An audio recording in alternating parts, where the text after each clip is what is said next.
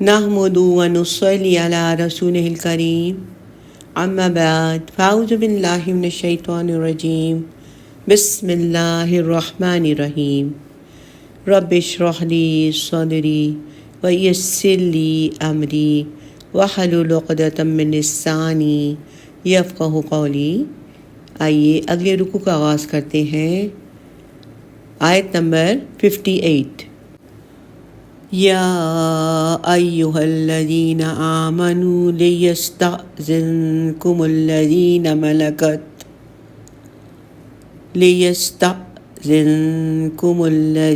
ملکت ایمانکم۔ اے ایمان والو، چاہیے کہ تم سے اجازت لیا کریں تمہارے غلام اور لونڈیاں۔ والذین لم یبلغوا الحلم منکم ثلاث مرات، اور تمہارے وہ بچے بھی جو ابھی بلوغت کی عمر کو نہیں پہنچے 3 اوقات میں۔ رات اور دن میں 3 اوقات تمہاری خلوت یعنی پرائیویسی کے اوقات ہیں۔ ان اوقات میں تمہارے غلام، باندیاں اور بچے بھی بلا اجازت تمہاری اس پرائیویسی میں دخل نہ دیں۔ ان اوقات کی تفصیل آگے آ رہی ہے۔ من قبل صلاۃ الفجر وحین تضعون ثیابکم من الظہیرہ، فجر کی نماز سے پہلے اور جب تم کپڑے اتار کر آرام کرتے ہو دوپہر کے وقت۔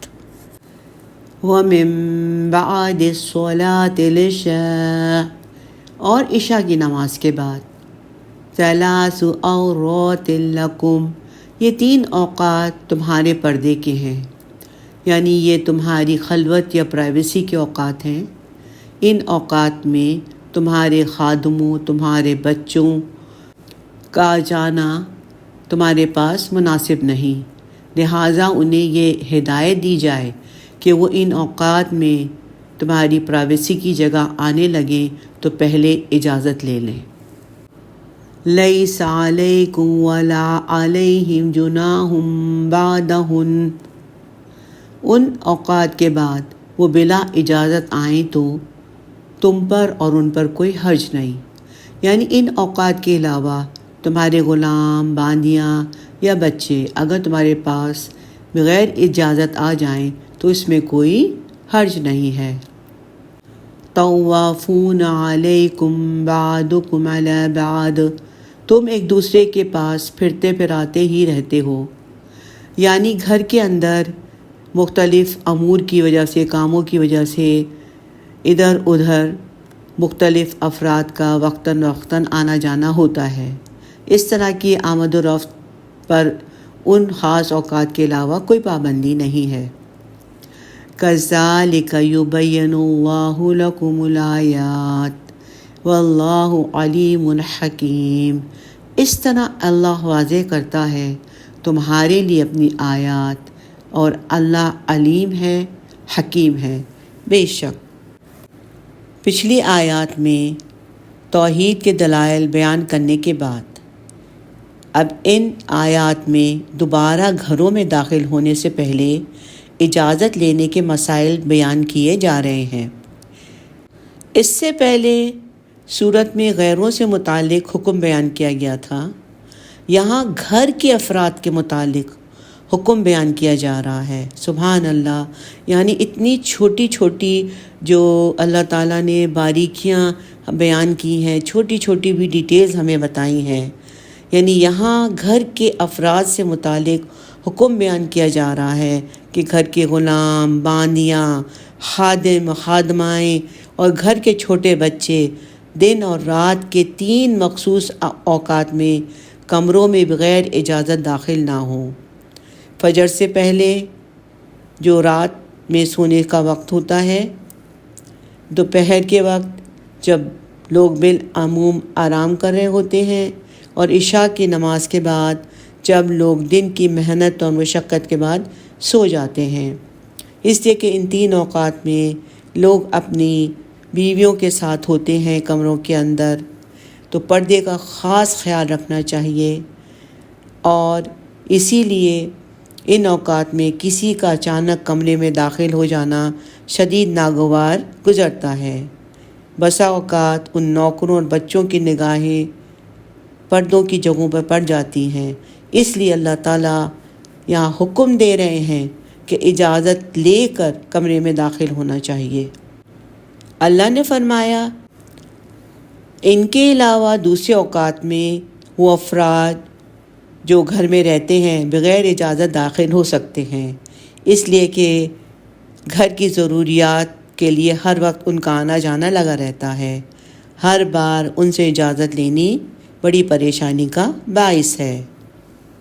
آیت نمبر 59، وَإِذَا بَلَغَ الْأَطْفَالُ مِنْكُمُ الْحُلُمَ فَلْيَسْتَأْذِنُوا كَمَا اسْتَأْذَنَ الَّذِينَ مِنْ قَبْلِهِمْ، اور جب تمہارے بچے بلوغت یعنی جوانی کی عمر کو پہنچ جائیں تو چاہیے کہ وہ بھی اجازت لیں جیسے ان سے پہلے لوگ اجازت لیتے ہیں۔ كَذَلِكَ يُبَيِّنُ اللَّهُ لَكُمُ الْآيَاتِ وَاللَّهُ عَلِيمٌ حَكِيمٌ، اسی طرح اللہ تمہارے لیے اپنی آیات کی وضاحت کرتا ہے، اور اللہ علیم ہے اور حکیم ہے۔ جن بچوں کو 3 مخصوص اوقات کے علاوہ باقی وقتوں میں بغیر اجازت کمروں میں داخل ہونے کی اجازت دی گئی تھی پچھلی آیت میں، لیکن جب وہ سن بلوغت یعنی جب وہ جوان ہو جائیں یا بالغ ہو جائیں تو انہیں بھی دوسرے مردوں کی طرح ہر وقت اندر داخل ہونے کی اجازت لینی ہوگی۔ علماء کہتے ہیں کہ بالغ آدمی چاہے وہ آزاد ہو یا غلام بغیر اجازت داخل نہیں ہوگا۔ امام زہری کہتے ہیں کہ آدمی اپنی ماں کے کمرے میں بھی داخل ہونے سے پہلے اجازت لے۔ آیت نمبر 60، وَالْقَوَائِدُ مِنَ النِّسَاءِ اللَّاتِي لَا يَرْجُونَ نِكَاحًا، اور گھروں میں بیٹھ رہنے والی عورتیں جو اب نکاح کی امیدوار نہ ہوں، جن عورتوں کی نکاح کرنے کی عمر نہ رہی ہو، وہ معمر ہو چکی ہوں یا بوڑھی ہو چکی ہوں۔ فَلَيْسَ عَلَيْهِنَّ جُنَاحٌ أَن يَضَعْنَ ثِيَابَهُنَّ، تو ان پر کوئی حرج نہیں کہ وہ اپنے اضافی کپڑے اتار دیا کریں، یعنی ایسی عورتوں کے لیے ضروری نہیں کہ وہ بڑی چادر ہی اوڑھ کر گھر سے باہر نکلے۔ اسی طرح گھر کے اندر بیٹھے ہوئے ان پر جوان عورتوں کی طرح ہر وقت دوپٹے اوڑھنے کی پابندی بھی نہیں ہے۔ غَيْرَ مُتَبَرِّجَاتٍ بِزِينَةٍ، بشرطیہ زینت کی نمائش کرنے والی نہ ہوں، یعنی اپنی چادریں اتار کر رکھ دینے سے ان کی نیت دوسروں پر اپنی زینت ظاہر کرنے کی نہ ہو، اور نہ وہ بظاہر ایسا کریں۔ وَأَن يَسْتَعْفِفْنَ خَيْرٌ لَّهُنَّ وَاللَّهُ سَمِيعٌ عَلِيمٌ، اگر وہ اسی معاملے میں احتیاطی کریں تو ان کے لیے بہتر ہے، اور اللہ سب کچھ سننے والا، ہر چیز کا جاننے والا ہے۔ معمر خواتین کو جو رعایت دی جا رہی ہے، اگر وہ اس رعایت سے فائدہ نہ اٹھائیں اور اپنے کپڑوں کے بارے میں پوری کوشش کر کے احتیاطی کریں تو یہ ان کے لیے بہتر ہے، کیونکہ شیطان تو ہر وقت انسان کی طاق میں رہتا ہے، کیا خبر کس وقت وہ کوئی فتنہ کھڑا کر دے۔ مختصراً یہ کہ وہ خواتین جو حمل اور ولادت کی کوئی امید نہ رکھتی ہوں اور جن سے اب کوئی شادی نہ کرنا چاہے، ان کے لیے اللہ تعالیٰ نے یہ جائز قرار دیا کہ وہ غیر محرموں کے سامنے اپنے سر کی اوڑھنی یا برقع اتار دیں، اس شرط کے ساتھ کہ وہ اپنے جسم کی پوشیدہ زینتوں کو ظاہر نہ کریں، جیسے کوئی پازیب ہے یا کوئی ہاتھوں میں کنگن وغیرہ پہنے ہیں، لیکن اللہ تعالیٰ نے ایسی عورتوں کے لیے بھی بہتر یہی قرار دیا ہے کہ وہ غیر مردوں کے سامنے اپنے سروں سے اوڑھنی اور اپنے جسم سے برقع نہ اتاریں، اسی میں ان کی بھلائی ہے۔ نبی کریم نے بے پردہ اور بے حیا عورتوں کے لیے بڑی شدید وعید بیان کی ہے۔ صحیح مسلم میں ہے کہ نبی کریم صلی اللہ علیہ وسلم نے فرمایا، 2 قسم کے جہنمیوں کو میں نے نہیں دیکھا ہے، ایسے لوگ جن کے پاس گائے کی دموں کی مانند کوڑے ہوں گے جس سے وہ لوگوں کو مارا کریں گے، اور وہ ایسی عورتیں جو ایسا لباس پہنے ہوں گی کہ گویا ننگی ہوں گی، لوگوں کے دلوں کو اپنی طرف لبھانے والی اور تکبر سے مٹک کر چلنے والی ہوں گی، ان کے سر اونٹوں کے کہانوں کی مانند ایک طرف جھکے ہوئے ہوں گے۔ ایسی عورتیں جنت میں داخل نہیں ہوں گی، نہ ان کی خوشبو پائیں گی، حالانکہ جنت کی خوشبو بہت دور سے محسوس ہو جائے گی۔ آیت نمبر 61۔ لیس علی الأعمى حرج، کسی اندھے پر کوئی تنگی نہیں۔ یہاں پر اس سوال کا جواب دیا جا رہا ہے کہ اگر کسی خاندان، گھر یا برادری میں کوئی معذور شخص ہو جو معذوری کے سبب کمانے سے قاصر ہو، تو ایسے شخص کے لیے شریعت کی ان پابندیوں کے بارے میں کیا حکم ہوگا؟ چنانچہ ایسے لوگوں کے بارے میں یہاں واضح طور پہ بتا دیا گیا ہے کہ اگر وہ تمہارے گھروں میں رہیں تو ان میں کوئی مضائقہ نہیں۔ وَلَا عَلَى الْأَعْرَجِ حَرَجٌ وَلَا عَلَى الْمَرِيضِ وَلَا عَلَى الْمَرِيضِ حَرَجٌ وَلَا عَلَى أَنفُسِكُمْ، اور نہ کسی لنگڑے پر کوئی تنگی ہے اور نہ کسی مریض پر کوئی تنگی ہے، اور نہ خود تمہارے لیے اپنے اوپر اس ضمن میں کوئی تنگی ہے۔ ان تأکلوا من بیوتکم او بیوت آبائکم او بیوت امہاتکم او بیوت اخوانکم او بیوت اخواتکم او بیوت اعمامکم او بیوت عماتکم او بیوت اخوالکم او بیوت خالاتکم، کہ تم کھانا کھایا کرو اپنے گھروں سے یا اپنے باپوں کے گھروں سے یا اپنی ماؤں کے گھروں سے یا اپنے بھائیوں کے گھروں سے یا اپنی بہنوں کے گھروں سے یا اپنے چچاؤں کے گھروں سے یا اپنی پھپھیوں کے گھروں سے یا اپنے ماموں کے گھروں سے یا اپنی خالاؤں کے گھروں سے۔ او ما ملکتم مفاتحہ او صدیقکم، یا ایسے گھروں سے جن کی چابیاں تمہارے پاس ہوں یا اپنے دوستوں کے گھروں سے، جیسے کوئی دکان، کوئی کارخانہ ہو اور اس کے مالک کے پاس اس کی چابیاں ہوں تو جب چاہے وہاں جائے اور بیٹھ کر کھانا کھائے۔ لیس علیکم جناح ان تأکلوا جمیعا او اشتاتا، تمہارے اوپر کوئی حرج نہیں کہ تم سب مل کر کھاؤ یا الگ الگ۔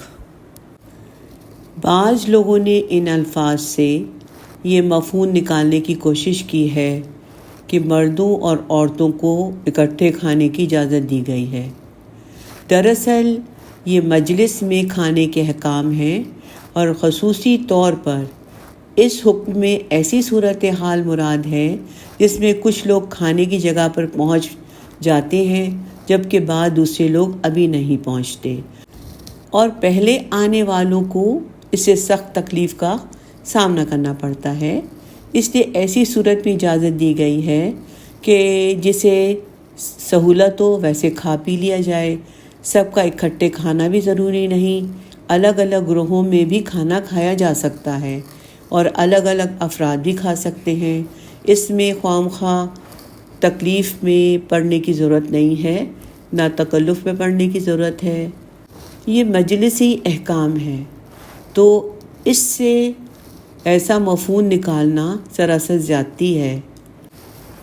آگے اللہ سبحانہ تعالیٰ فرماتے ہیں فَإِذَا دَخَلْتُمْ بُيُوتًا فَسَلِّمُوا عَلَىٰ أَنفُسِكُمْ، تو جب تم گھروں میں داخل ہو تو اپنے لوگوں پر سلام بھیجا کرو، یعنی جس گھر میں تم بطور مہمان جا رہے ہو اس میں موجود لوگ تمہارے اپنے ہی لوگ ہیں، وہ تمہارے عزیز اور رشتہ دار ہیں، چنانچہ تم اپنے لوگوں کو ضرور السلام علیکم کہا کرو۔ خود اپنے گھر میں بھی داخل ہو تو السلام علیکم کہا کرو۔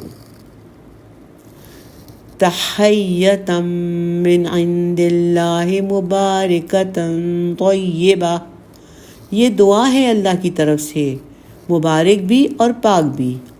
السلام علیکم ایک ایسی بابرکت اور پاکیزہ دعا ہے جو ایسے مواقع کے لیے اللہ تعالیٰ نے تم لوگوں کو خصوصی طور پر سکھائی ہے۔ کذالک یبین اللہ لکم الآیات لعلکم تعقلون، اسی طرح اللہ تمہارے لیے اپنی آیات واضح کر رہا ہے تاکہ تم لوگ عقل سے کام لو۔ سلام کرنا حکم عام ہے۔ امام بخاری اور دیگر محدثین لکھتے ہیں کہ رسول صلی اللہ علیہ وسلم نے فرمایا جب تم اپنے اہل و عیال کے پاس جاؤ تو سلام کرو، جو اللہ کی جانب سے تحیہ و سلام ہے، اور جب دوسرے گھروں میں داخل ہو تو ان گھر والوں کو سلام کرو۔ اللہ تعالیٰ نے مومنوں کو یہ تعلیم اس لیے دی ہے کہ اس میں بہت ساری برکتیں اور فوائد ہیں۔ جنہیں سلام کیا جاتا ہے ان کے دل خوش ہو جاتے ہیں، آپس میں وحشت ختم ہو جاتی ہے اور الفت اور محبت بڑھتی ہے۔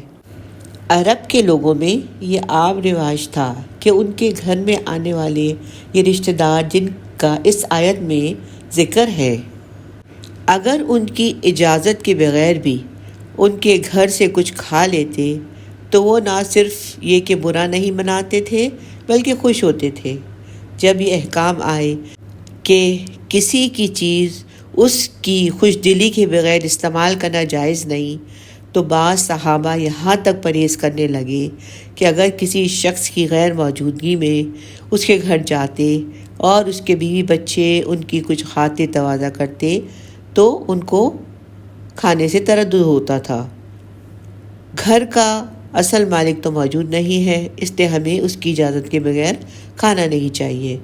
اس آیت نے واضح فرما دیا کہ جہاں یہ بات یقینی ہو کہ اصل مالک ہمارے کھانے سے خوش ہوگا وہاں کھانے میں کچھ حرج نہیں، البتہ جہاں یہ بات مشکوک ہو، دل میں وہم ہو، تو وہاں یہ حکم نہیں، چاہے وہ کتنے ہی قریبی رشتہ دار کا گھر ہو۔ الحمدللہ یہاں اس رکوع کا اختتام ہوا۔ بارک اللہ لی ولکم فی القرآن العظیم، آمین۔ ربنا تقبل منا انك انت السميع العليم ربنا لا تؤاخذنا ان نسينا او اخطأنا، آمین۔ سبحانک اللہم وبحمدک نشہد ان لا الہ الا انت نستغفرک ونتوب الیک۔ السلام علیکم ورحمۃ اللہ وبرکاتہ۔